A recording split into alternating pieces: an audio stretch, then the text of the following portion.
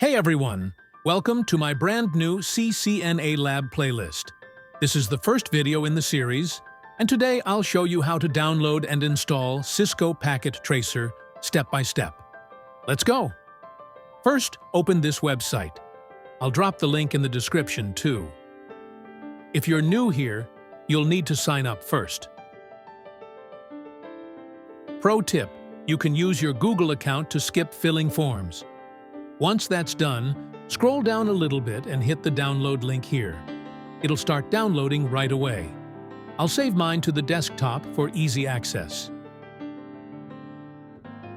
After the download finishes, click the file to install. Just follow the setup steps. Keep clicking Next until it's done. Super easy, right?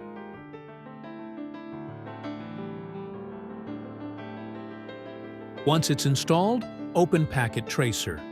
It'll ask you to log in with the account you created earlier, or use Google again. And boom, you're all set. In the next video, we'll dive into building your first network lab. Let me know in the comments if you get stuck. Don't forget to like and subscribe. See you in the next one.